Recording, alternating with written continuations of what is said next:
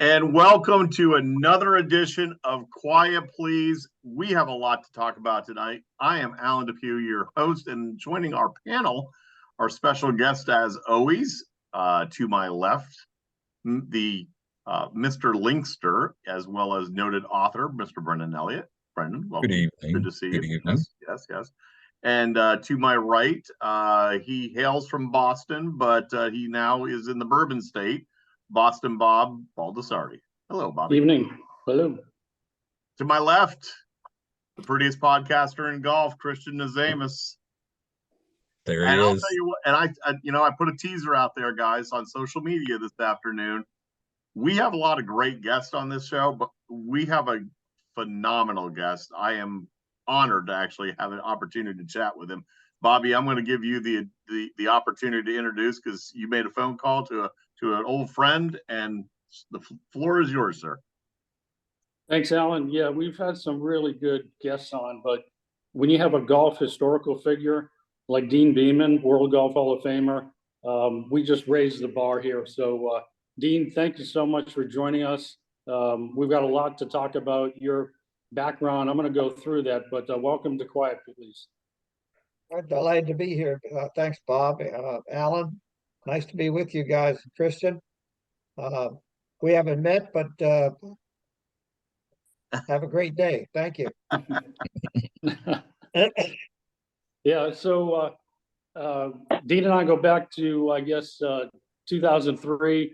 Deane hired me at the club that he was building in Virginia, Deane and Gary Shaw, and have some unbelievable memories of my time with Deane there. I'll get to some of those stories, which are awesome, but Deane, World Golf Hall of Fame, two-time All-American at Maryland, you won 2 U.S. amateurs and a British amateur. I think you're the only one that ever did that, correct? I'm not sure about that, but probably. I think probably some other people have done that. Okay, but Wow. not recently. Of course, I haven't done it recently either.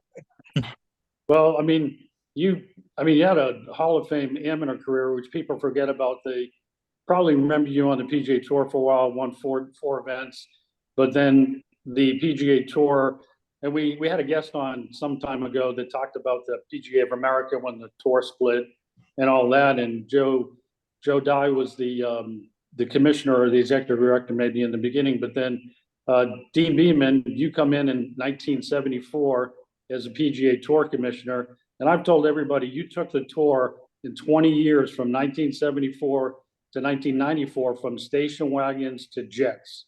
I mean, what you did on the tour as commissioner, that's the historical figure I see you as, and I just was going to throw it out to you and talk about the length of 20 years and just everything you did. It was magnificent. Probably to put things in perspective, my last year on tour, I won a tournament. My last year on tour before I accepted your job as commissioner, but the prize money was right about $8 million total for the whole year for all players. Total $8 million. And then the other thing that would give you perspective is when I became commissioner, and of course, television and television rights fees are what really control the success of sports. And bowling had more events on television and got more television rights fees than golf back in 1974. So that'll give you a little perspective. That's crazy. Just amazing.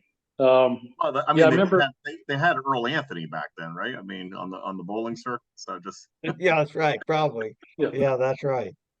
I remember Deane when, people always said to me, "Hey, Bob, when you were with Deane and Cannon Ridge, he's like, how many times are you guys able to talk about when Deane was a commissioner and everything?" And I never wanted to bother you about that, but we had some great discussions. I just remember you saying when you went into the Washington, D.C. office, it was like at a printer and a chair and a desk, and it was pretty meager beginnings. To then years later, everything you did, the Champions Tour came under your watch, the Corn Ferry, which is now the Corn Ferry, but the Ben Hogan Tour came under your watch, the President's Cup, the All Exempt Tour, which people forget about, that was under your watch. I mean, massive seismic changes in how the pro game is looked at and played, and then the trickle-down effect that happens in college and youth golf. I mean, it reverberates for everything what you did. Well, we really weren't a business back when I started. We were really an association that scheduled golf tournaments. Really, we had very, very little television rights fees, and had a lot of events that came and went. They didn't last very long. A few of them did. Um, and of course, the most important events and the ones that were televised the most were our celebrity events. Uh, Hope and Crosby and Andy Williams. A little later on, uh, let's see, I'm trying to think of some other ones. The Hartford Open had, Sammy Davis Jr. Yeah, right. And Dean Martin, I guess, was in Tucson. Uh, Glenn Campbell did the Oh, LA yeah. Open. So that was really Andy Williams, I guess, down in San Diego, and so that was really that was how we got on television mostly through those celebrities. Uh, so that was and there were very, very meager rights fees. Uh, there really wasn't any. There were only less than a handful, one hand, not both hands, less than a handful of our events had full-time tournament management, Wow. and they usually were organized by some local volunteer committee, and they get together 4 or 5 months before an event, and the chairman would start the process, but there wasn't full-time tournament management. So those were all things that needed to be done early on to bring stability to the events that we held and success to the events. Uh, so early on, the kinds of things that I did, first of all, I recognized that the tour itself as an organization was not very well organized. So the first thing that actually happened was I converted the PGA Tour, which was not the PGA Tour, Bob. It was Yep. called the Tournament Players Division of the Right. PGA of America. Yep. And so and we were a Delaware for-profit company. So I converted the Delaware non profit making to a Maryland nonprofit organization. That was kind of the first thing that happened. Then we had our own staff, uh, tournament field staff, really, that went a couple of weeks in advance of each event, and sort of helped the local uh, people organize the final to get the event started. Uh, and we were not very well organized ourselves, so I developed a tournament staff operational manual so that when they went to an event, they put it all on paper what happened, and they really had a checklist, a daily checklist for 2 weeks. And that came back to the office. So the next year, the official that went in to help organize the event knew what happened last year instead of solving the same problem year after year. Uh, then we started on a tournament operational manual so that the individual tournaments uh, had a blueprint on how to operate an event. Uh, and those were that was really the start of it. And then it was a couple of years later that I changed the name of the organization to the PGA Tour, and with the logo, so that the tour had a name and we had a brand, which was a forerunner of all of our marketing efforts. So developed a pension plan for the players that has been very helpful to uh, the players that didn't make a fortune independently of the tour, and particularly back then when prize money was quite low. Right. And the kinds of things that one interesting story is, as the first couple of months that I was employed, I wasn't really the commissioner. Joe died. I started on January 1st, 74, and Joe didn't retire until March 1st. So I commuted to his office in New York 3 days a week. Went up on Tuesday and came back on Thursday to Washington. And noticed in the LaGuardia airport, they had these flip disc signs that told people where the cabs place where you pick up your baggage, special messaging.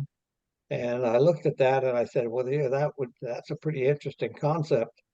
So the next week I went in and talked to the manager of LaGuardia and asked him about those devices. And he put me in touch with the company that made them. And I found out that they were operated by a millisecond of power. And so that on a golf course, we could take a golf cart and plug them into a sign, and Wow. we could have information passed to the gallery in a millisecond of power off of a golf cart, instead of spending several $100,000, which we didn't have, nor did the local sponsors. So we developed the scoreboards Oh, Wow. that interesting. had a huge impact on the galleries. So an individual who wanted to come to a golf tournament, he could follow his favorite player, and as he walked around the golf course, keep in touch and understand what was happening on the rest of the golf course. And it I believe that probably had as big an impact on the growth of the success of local tournaments than anything that we did.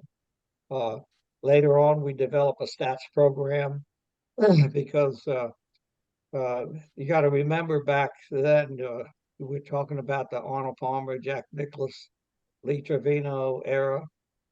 And we all know that Jack was the most dominant player of that age. Arnold was sort of on his way out, but he was still a star and was important.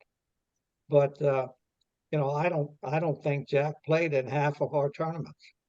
Hmm. So we needed to develop a system to make a tournament successful, even if Jack decided not to play, which he did. He played a few events before the majors to get ready for it, and that was his schedule. So trying to develop a plan that would make these events successful, more successful than they were, to provide income for players, was a real challenge, and it was a lot of things to overcome. Deane, I love I wanted to ask you, Deane, when do you think, like, how far into your administration do you feel like things really started picking up some steam? Oh, it took, I would say it took a good 4 or 5 years to really start making progress. Yeah. Developing, my own staff that I had back then were very reticent to be directed on a day-to-day basis on what they did, because before that they did everything on their own. Nobody managed them. Yeah. So when I put a manual together and told them that we're going to put together a tournament management, that they're going to help a tournament manage themselves, I figure that wouldn't be successful if we didn't manage our own people first. So we had to manage our own people first before they learn how to manage the local organization and solve problems. Um, not have to go to the event year after year and save and solve the same problems, and really make some progress. So it was simple business philosophy management that got us started, but one of the most difficult things that I had to do, uh, because the tour had, the tour owned the television rights fees of the players, but we had ceded those to the celebrities so that they could go to television and get on. And we got a few bucks from them, not too much. So the first thing, a couple of years into my term, I had to go and recapture all of those rights fees from Bob Hope and Bing Crosby and Andy Williams. There were some other events that had the rights fees, not just the celebrities. Tournament of Champions, for instance, at La Costa, they provided. They had contacts that got them on television. So that was an interesting episode for a couple of months to go in and sit down and talk to Bob Hope and Bing Crosby and convince them that they didn't really own the television rights. We really owned them, and we're going to have to recapture them to be able to build golf for the future. So a lot of clearly a lot of controversy and overcoming obstacles that nobody even recognized they had. Deane, I no disrespect to your successors, but you are and will always be the commissioner, in my opinion, of the PGA Tour. I mean, when I was my formative years coming up, and I actually worked for Mike Wynn. I don't know if you remember that name. He played the tour a little bit. You'll know him probably more so from Elizabeth Manor, which I know you had a lot of success down there with the Eastern Amateur. That's a whole nother conversation. That's a whole nother conversation. But kind of a piggyback off of Brendan's question and what you said, was that the defining moment? Was that the moment that the tour kind of took that next step? Is when those celebrities, when you were able to take it back, or was there one point that you could pinpoint that said, "We've just taken"? Actually, that was the preparation for the real the real problem. And the real problem is the cost of production. Back in 1974, you could produce, they probably spent more than this, but if you were watching your budget, you could produce any NFL, NBA, baseball, basketball game, hockey, tennis. You could do the production for about $25,000 or $30,000. That's what it costs, because you were in a confined space. They had wires. They may have to bring the camera in off a truck, but probably most of them that, for instance, the NFL and baseball stadiums all had the equipment was sitting there. So all they have to do is have somebody there and crank it up. So it cost about $25,000 to produce a telecast for an afternoon baseball game or football game. It cost $250,000 to do a golf tournament because they had to bring all the equipment in. They had to build towers to put the cameras on. They had to, it was a huge production. And golf doesn't have as high a television ratings. Everything was based on television ratings. So we had a huge, 5 to 8 times more cost of production and a lower television rating. So golf was not very valuable to television. So when I saw this, I decided that we could not be successful under that model. That was not going to be successful. So I went to the television networks and told them that I wanted to bring in commercial organizations to sponsor golf tournaments. And they said, no, well, you really can't do that. And I said, why is that? He said, we have a policy. We have a policy against either showing on the air or having an announcer say the name of a commercial entity unless it's during a commercial break. And all three networks that we had to deal with, ABC, NBC, and CBS, they had that same policy. And of course, most of our events were done on ABC with Roone Arledge, and he was an ardent supporter of that concept for the networks. Uh, so that was the biggest stumbling block, overcoming that, so that we could have bring in a corporate sponsor to sponsor the event. Made that was the hurdle, and what we did was at that particular time was when ESPN was just getting started.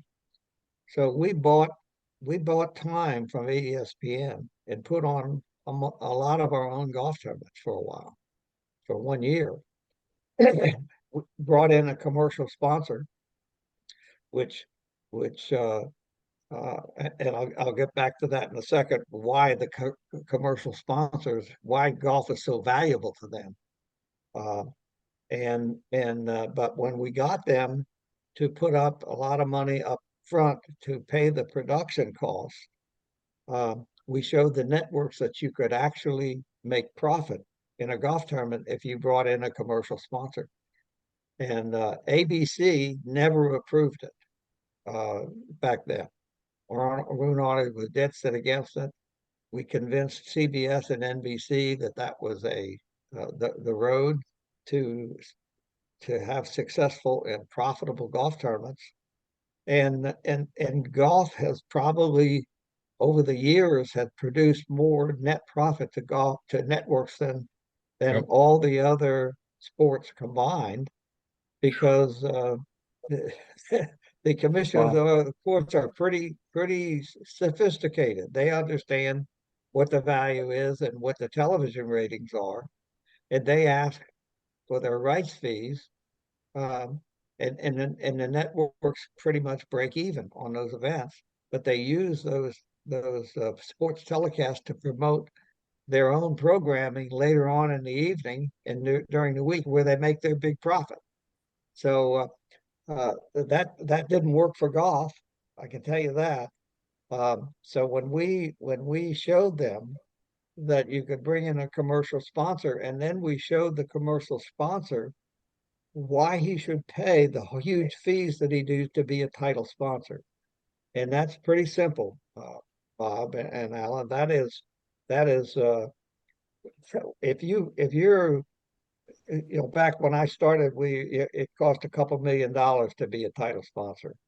Prize money was pretty low.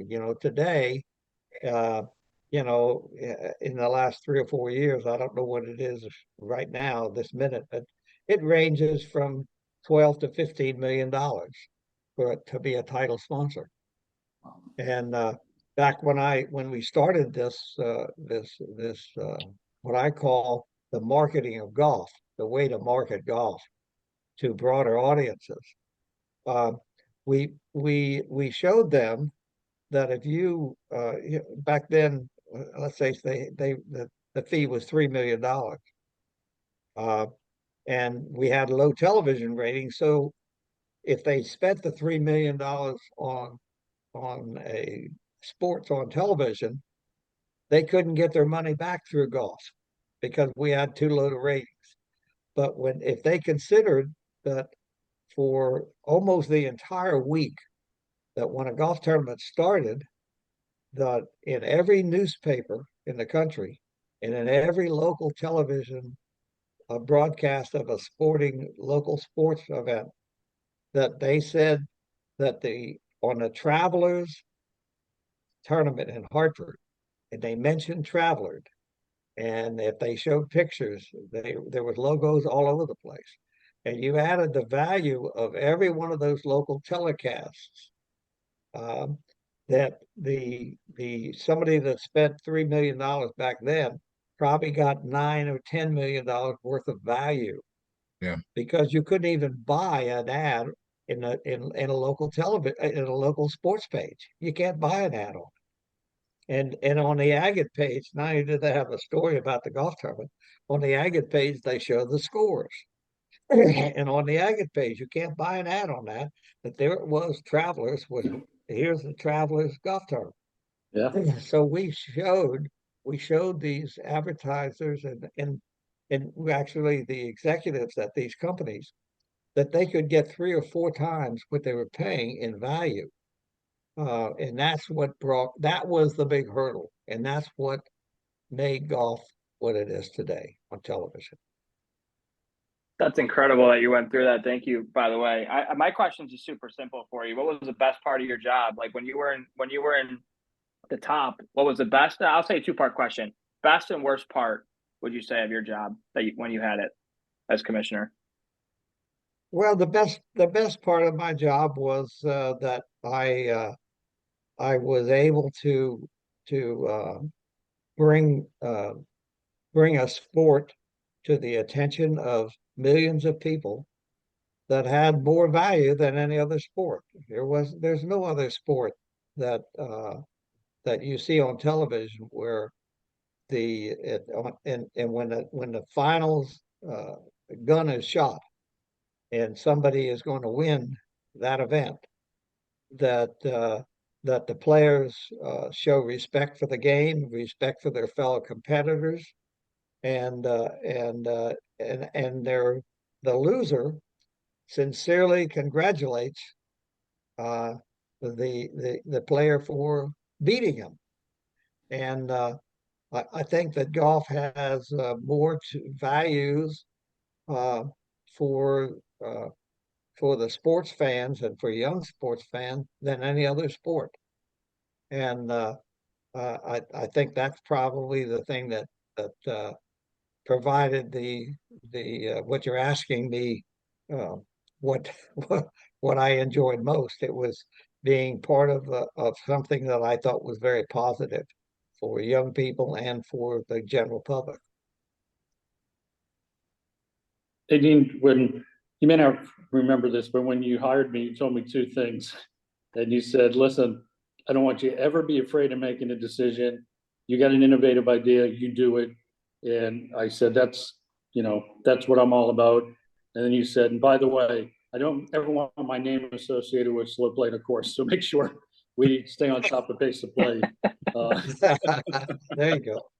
Yeah, so those two things I remember. And talking about innovative ideas, and you told me actually a lot of this, but I wanted you to, if you didn't mind sharing, really the classic famous Sawgrass property, and when you saw it and get it for $1. And I mean, some of the stories you told me were just unbelievable. I mean, just your vision, to think about it in that location and how you put it together, it's amazing.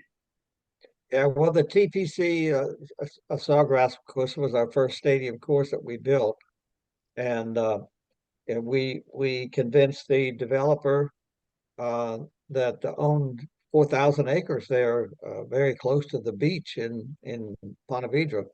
We convinced them, and this was a time,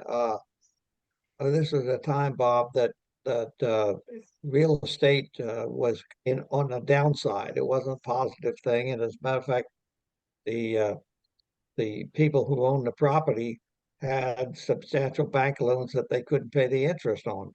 Back then, they could get away with it rather than the bank having to foreclose on them. So we convinced them if they sold us 415 acres that we needed for this project for $1, that we could provide them with a great deal more than that property was worth in value on the rest of their property. So they did. I went to the tour policy board with a concept once I got them to agree to it, and the policy board told me that that was really great. They thought it was a really great idea, but the tour had never invested in anything bigger than an IBM typewriter back then, an electric typewriter, and that good luck because we're not going to put up the money. So I had to, things were different back then. I found a savings and loan in Daytona Beach that lent us, I think it's $4.5 million on a non-recourse loan. I got 20 local business in to put up 20,000 each. And I went around to the local golfers in Jacksonville area, got 3,000 of them to sign up to an associate membership for, I think it was $50, and they got a free round uh, to go up that. And Yep. we built the golf course for $1, and the tour never put up a nickel. Since that time, the tour has built. I don't know really how many. We by the time I retired, we'd already done something between 20 and 25 TPCs, uh, and I think I saw a report last year with the net profit of the TPC network produced, I think, 125 or $30 million to the tour last year. Wow. Yeah. I mean, that's, Yeah. yeah. You Go ahead, know, Brent. Dean, one of my first memories of you was the famous jump into the pond with Steve Pate and Pete Jerry Dye, Pate. or Jerry Pate and Pete Dye. Uh, can you recollect on that incident? Sure. I got, I knew it was going to happen because I was out on the golf course walking around a little bit, and I'd heard what Jerry was going to do with Pete, and I knew I was going to be there on the 18th green with him, so I didn't think I was going to escape it. So I gave my wife my wallet and my watch, so I knew,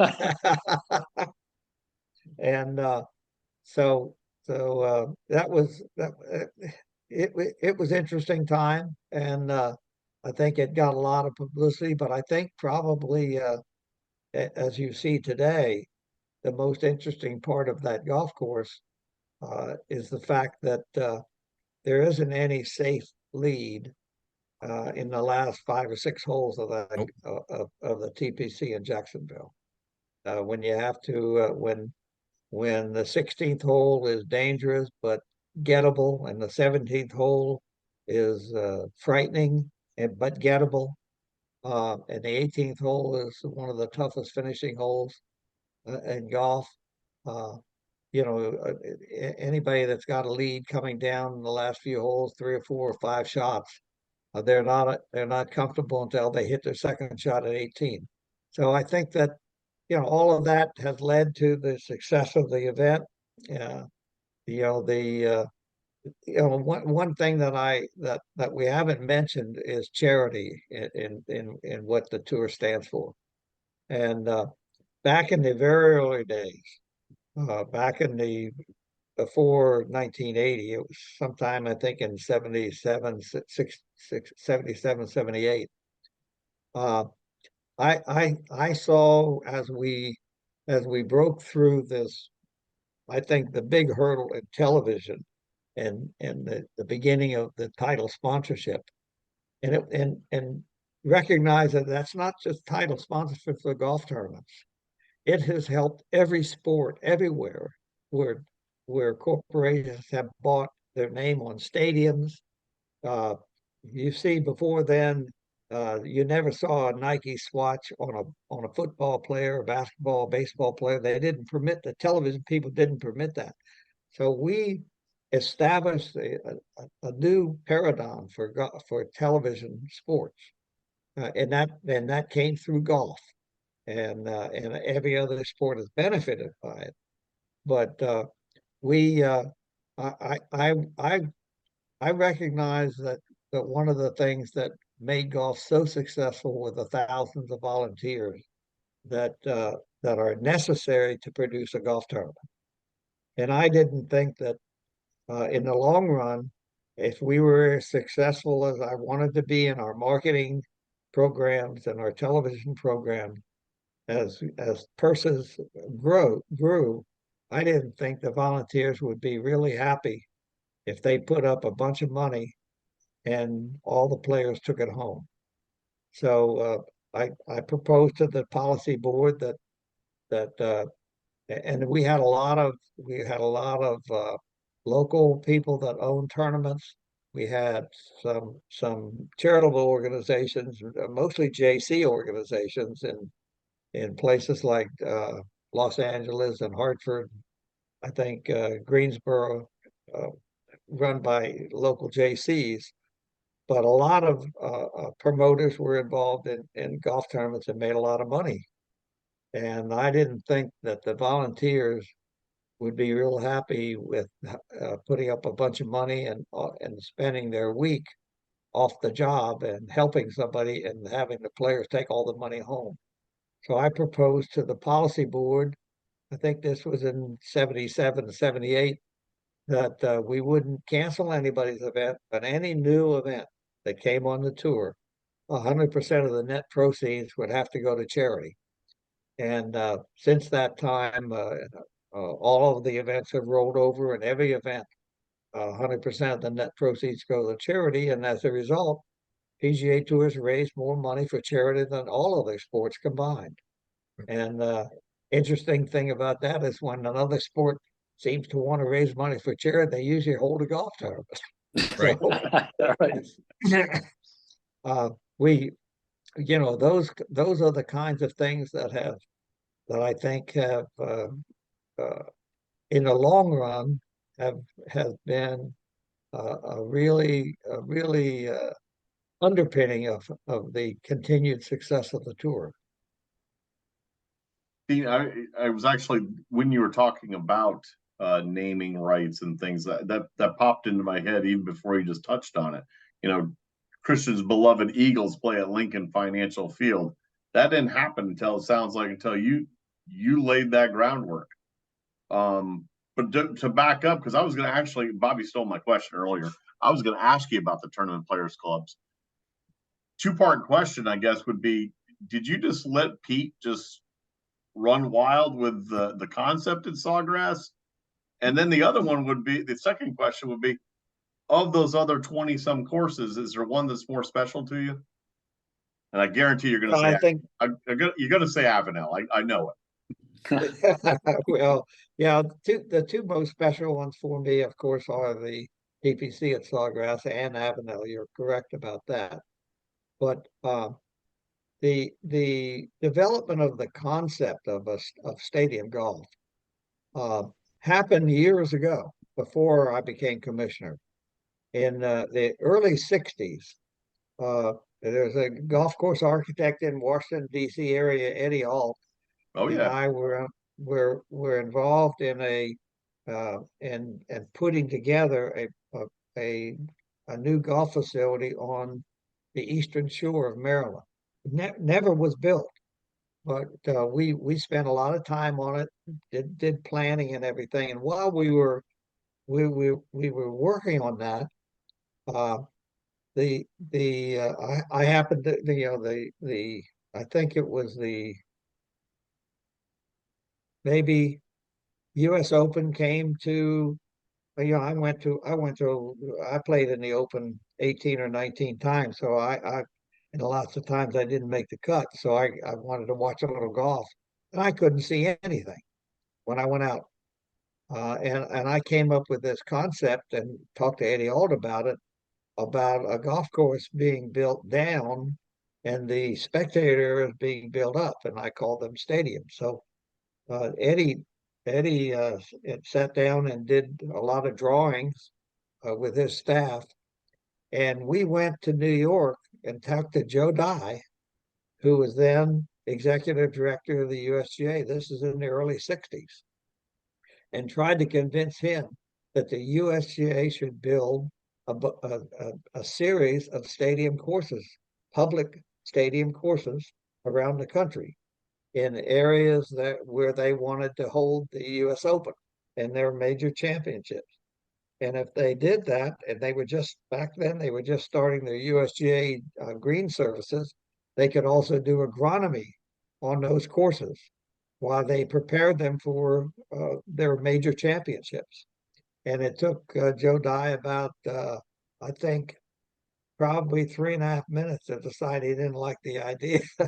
And it went in the file. It went in a trash can in both places, but in the back of my mind, it was there. And when I had the opportunity to build the first TPC, I resurrected the concept of a stadium course, and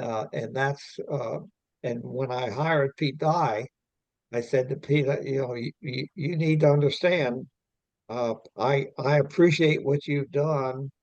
Uh, I'm a big believer in your architecture. One of my favorite golf courses was Harbor Town, and it was built on similar ground, right in the edge of the water, in a very low area.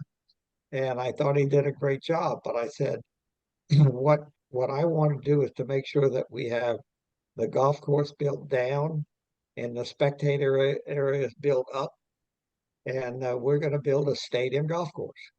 And the other concepts that I incorporated into the TPC there at Sawgrass is what I call areas of frequency for the gallery. So if you'll see the way the golf course is designed, there are certain areas that you can go to, and you can watch that that the tees and the fairways all conglomerate in one area, so that you can either walk all 18 holes if you want to, or you can stay in an area if you don't want to walk all day long and see a lot of golf in lots of areas. And if you look at a map, an aerial photograph of the TPC, you'll see where these what I call areas of activity for the gallery. And since we had 400 acres, we could build the golf course anywhere we wanted to out there. We could do that. The other thing the last thing that I put as a criteria is that we have a full field at the event. We're going to start on 10 and 18. So I want the beginning holes on both nines to be similar. And you'll see the first hole and the 10th hole, the 11th hole and the second hole are par fives, and the 12th hole and the third hole are fairly routine events. So somebody starting the back nine or starting the front nine with different kinds of weather are not disadvantaged at all. So those were the concepts that I dictated to Pete. Uh, and then, of course, I was out there just about every day uh, when he was making decisions. So, I had a lot to do with what he built there. Dean, I had a lot with, but one other, I had a lot to do yeah, with what he didn't build. Also, he wanted the 17th hole to be about 160 yards long. Oh my And I God. said, I said, Pete, that ain't gonna happen. We're not gonna have more than about 135 yards for that hole. That isn't gonna happen. So yeah. we got along great. I mean, it's amazing what you created there and the legacy of that. And I know that you touched on a few of the hurdles and challenges and unknowns that came up, the media rights and we talked about earlier in the show. Along the way, the all exempt tour, and you got a lot of pushback on that. There were a lot of things along the way. The ping, people forget about the V versus the U grooves. You had a lot that came into your commissioner time, and just wanted to touch on this LIV situation. I mean, can you even imagine if that something like that came up in your time, and or what's your impressions on what's going on? Well, Bob, one thing that comes to mind as you're saying that is when I qualified to play on the tour back in 1967. Uh, I think I finished second or third in the qualifying school and got my card. That card allowed me to go to Los Angeles Open and tee up with 300 players on Monday for 6 spots to get in the LA Open. Okay. Crazy. They had 3 different golf courses, and the event was played at Rancho Park, and I was with 100 players for 2 spots, I think, at Riviera. And so that's what that qualified you for. The top 60 got in the event. They could plan their schedule. They had, knew what they were doing for a full year, and the other players were just scrambling to try to find their way in there. and it really wasn't fair competition. And one of the first things that I knew I wanted to do was to change the whole concept of how the tour ran and make it more competitive uh, throughout the field of players, not just the ones who happened to be exempt. The few that happened to be exempt, less than half the players were exempt. You had a field of 140 players, and 60 had a leg up on everybody. If they missed the cut, they were still in the next tournament. If you weren't exempt and you missed the cut, you got to go back to Monday qualifying. So what wasn't fair competition throughout the field, and I knew that had to be changed.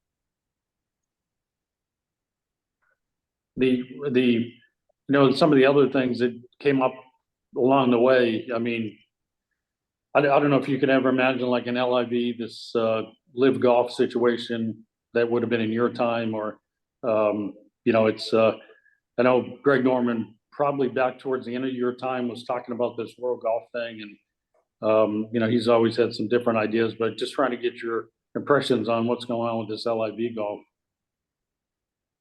Well, back then, Bob, there was some, we were interested in expanding golf out of the United States internationally, and most people don't remember it now, but we held a competition. They had the Ryder Cup, but the PGA Tour held a competition between the U.S. players and Japan. We went to Japan and played those the Kirin, what they called the Kirin Cup back then, and developing a broader perspective for golf internationally was very, very important, and it was certainly on my list of things that I knew had to happen. But the I'm trying to think back to those days. There were lots of challenges like that, and most of the challenges were ones that I created the challenge. but for instance, the with your saying that Greg Norman was interested in international golf. Well, we did have an international event back then that was owned by the PGA of America. It wasn't owned by the tour. We got a small rights fee for it, but called the World Series of Golf. Right. And one of the earlier things that I did was I convinced the USGA, I mean the PGA of America, and we acquired the World Series of Golf, and I converted it from a 4-man field to I think the first event was a 36-man field, and that was the beginning of the World Golf Championships that were developed through the following. After I retired, they expanded the World Series of Golf into I think it was 4 World Series events. So that was all set by the development of that international, and we were trying to accommodate international players who may not want to come over here and spend full time, but we thought it was important for the development of golf worldwide to have a way for those players to be able to compete against the U.S. players instead of the U.S. players going over there and being paid a big fee, more than the prize money they could win, to go to Japan and play. And Deane, I got so many questions. We need you to come back on again already, because I'm not going to be able to get all the questions in our time. But I'm fascinated, obviously, about the Rabbit Tour and what it was. I mentioned Mike earlier. That was one of the things that drove him off the tour. Is he got tired of the lifestyle of chasing those 2 spots every week. But my question is actually about the game itself. We joke with Bobby about being our resident historian.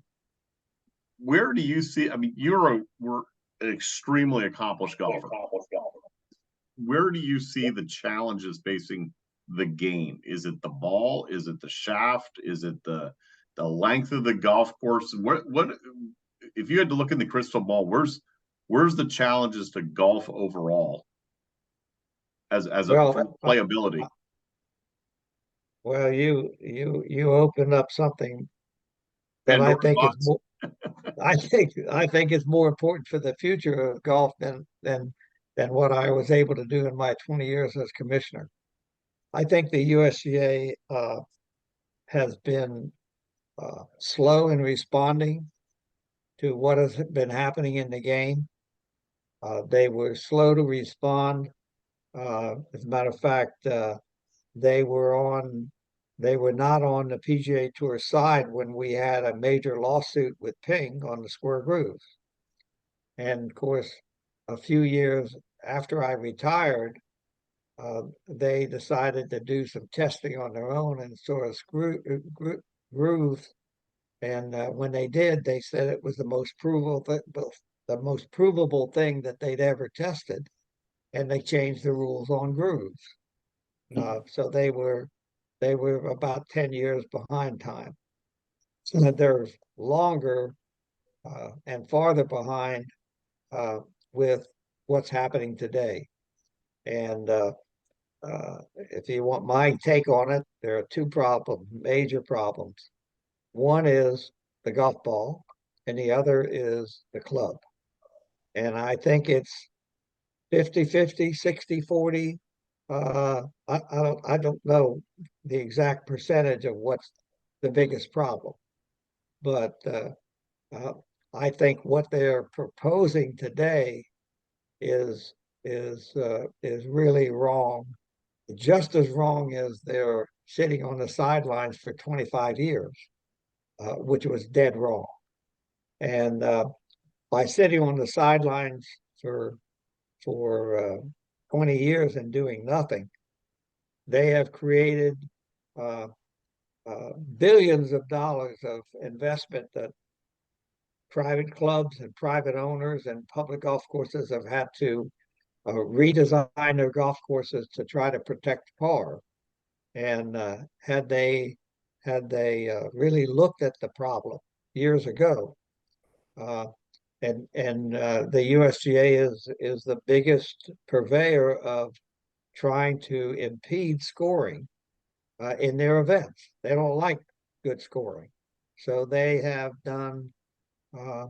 They have, they make the fairways narrower and the rough deeper, uh, and they make the greens so fast that it's ridiculous. And of course, everybody's trying to follow that. So private people who care about golf on their own facilities have lengthened their courses. Have when I played junior golf and amateur golf, uh, you didn't have greens. A green speed of over 9.5 or 10 was really fast. Uh, and when you get green speeds past 10 or 10 or 11 on golf courses that are 30, 40, and 50 years old, there's too much slope. So you got to redesign all the greens to accommodate the speed. So they have cost the game of golf billions and billions of dollars. And I think as far as the golf ball is concerned, they're interested in what they call bringing back less distance to a drive, and they're talking about a technology change in how a golf ball is built to take something in the neighborhood of 15 to 25 yards away from the big hitter today. I think that's what they're trying to do. That's what I read. And that's wonderful for a guy that can hit at 330. But what about the guy that can only hit at 290 on the PGA Tour? He's Right. going to have to go home. It's going to kill the modest hitter on tour. Uh, and the remedy, in my opinion, the remedy is uh, the remedy that existed 50 years ago, which is the ball spun more, the dampening wasn't designed in a wind tunnel. So when the ball spins more, it curves more. And if you hit it with 100% of your strength and ability at 6'3" or 4 or 6 feet, or then the ball and you can't really make a almost perfect golf swing, the ball is going to get lost. You're not even going to finish. And the answer is to return the ball to what it was in the late 60s, very early 70s, was a wonderful golf ball, very consistent, but it spun more, therefore it curved more. So players, we had strong players back then, but they didn't spend all their time figuring out how fast they could swing, because they had a ball that curved, and if they mishit it a little bit, they couldn't even finish. They couldn't finish. They couldn't find it.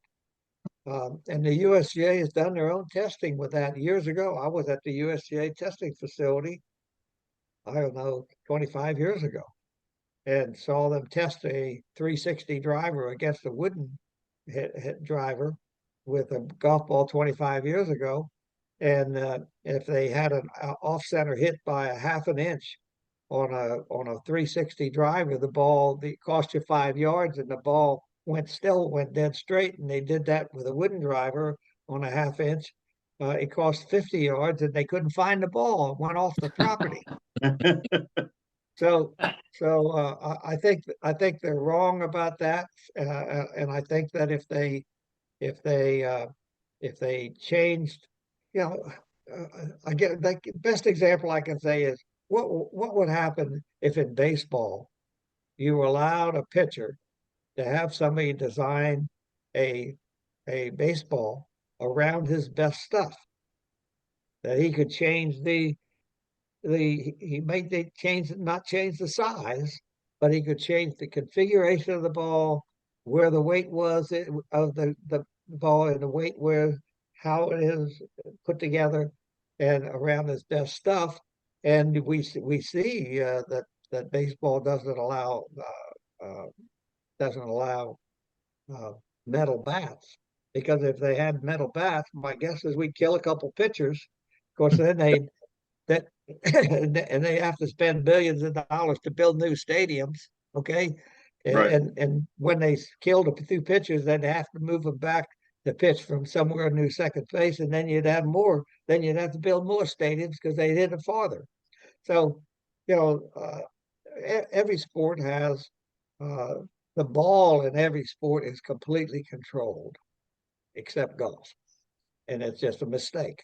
They've just made a mistake over 20 years, and it's cost the industry billions and billions of dollars. I know when I mishit those old Bellatas, they were smiling at me half the time. So you're absolutely correct. Well, they don't. You don't have to do it with Bellata. Believe me, technology today could build a golf ball with modern technology of a golf ball that would have more resiliency and better wear, but would still act the same way it did back then. Right. I'm convinced that can happen. Right. Brendan? My last question for you, sir. You played in many major championships. You had a lot of great finishes.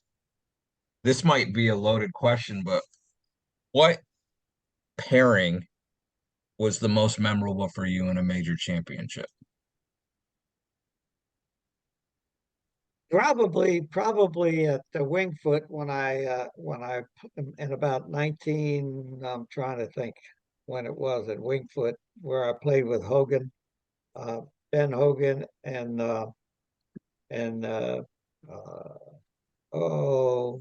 defending champion. He'd won the last year out in Indiana, I think. But and the reason I remember it is that I remember on the first hole I hit it down pretty far down the middle for me, and Hogan knocked it about 15 yards by me, and I mishit my second shot, and it ended up short right of the green, and Hogan put it in there with a second shot about 5 feet from the hole. and I hit a little chip over this little hump. It ran about 40 or 50 feet right in the hole for three, and Hogan didn't even come close to his 5-footer. So we so we so we get to the second hole and hit about the same tee shots, and I hit it in there about 5 feet, and Hogan hit it didn't make a very good swing. He left it short right of the green, right where I did on the first hole, and I'm standing back there, and he chipped it on the second hole about 40 or 50 feet right in the hole for three, and I missed mine. So we're standing on the third tee at Wingfoot, the par three, waiting for the green to clear. And I turned around to Ben and I said, "Hey Ben, nice chip. See, it doesn't pay to hit these greens, does it?" And he was, and you and I are laughing, but he never smiled. He didn't think that was very funny. That's awesome. All right, Bobby, we're winding down. As bad as I would love to sit here all for another hour and just chat, but 18th green, final thoughts. We'll save. We'll let Deane throw one in there also at the end. Yeah, Deane, we can't thank you enough for coming on. It's the time we spent together at Cannon Ridge. I mean, it's one of the best memories of my life, and honor to work with you and Gary Shaw and learn so much. And we definitely need to have you come back. And I wanted to talk a little more about Brian Harman and winning the Open Championship and some things like that. And when Deane and I were together, the Deane calls me one day in the golf shop. He goes, "Bobby, meet me at the Wingate Hotel in my room and bring a pad of paper." And so I go to your room, and for about 2 hours, you spelled out that Deane Beman 690 player development program that we started at Cannon Ridge, and it was successful. And I wanted to tell people about that and so many other stories. I remember one day I'm driving you and Judy around the golf course, and well, maybe it was just you and I really, and we stopped at I think the 14th or 15th hole, and there were some guys on the green, and you jumped out and you said to the guy, "Hey, let me see that putter you're using. It was an old bullseye." And you put you put the ball down at 25 feet, took one look, knocked it in. These guys are on the green, like totally incredulous, like that was Deane Beman, and he just drops a 25-footer. Like just a lot of great stories and memories there, and can't thank you enough for joining us. Want to have you on again. Believe me, please give my best to Judy, and we'll let you wrap it up with some final thoughts. Well, my final thoughts, and you touched on it a while ago, that you wanted me to respond to something about this live situation with the tour. Uh, and I'm not going to respond to something like that because we don't know how that's going to turn out. But I want to give your yourself and the people who are watching some perspective about what a commissioner of the PGA Tour is confronted with on a daily basis. His constituency, the people that he needs to balance the interests of the players. And when I say the players, there are several packages of players. There are the stars, there's the top players, and then the up and coming players. He's got to balance the interest of all those people. He's got to balance the interest of what he does for the financial benefits of the tour, whether it lives or dies, of the senior tour and the Corn Ferry Tour players. So he's got a broad constituency of players. He's got to balance the interests of the title sponsors, the volunteers, the charities, the local sponsors of tournaments, and the public of both golfers and non-golfers. So when a business decision is made by a commissioner, there are at least a dozen constituencies that he's got to balance the interest of when he makes a decision that affects the financial interest of all of these organizations. And remember, PGA Tour over the last, I believe, 30 years has raised some $3.5 billion for local charities. Yeah. And that is actually a small amount of the financial benefit that a tournament has brought to a local community. Somebody told me that in Hartford, that the tournament coming to Hartford benefits the community in business by 60 or 70 million dollars every year. So when the commissioner has to make a decision that affects the financial well-being of the PGA Tour, that supports all of these constituencies, it is not an easy decision. So I think that we're going to see what happens as they finalize their agreement, if they come to one, and then we're going to see what Congress does, whether the Justice Department allows it to happen, and then we're going to find out whether the PGA Tour Policy Board, not the commissioner, because the commissioner doesn't get a vote, whether it gets approved there.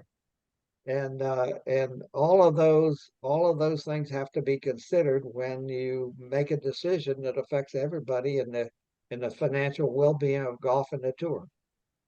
And I'll leave it at that. Thank you very much, guys. I enjoyed the evening. Kristen, thank you, and Bob, and we'll do this again. Look forward to it. Thank you Thank so you. much. Thank you so much. Thanks Christian? again. I appreciate it. Christian, Thanks, hit Deane. it long and straight, Christian. Because it beats you hitting it short and crooked. Okay, guys, we finished?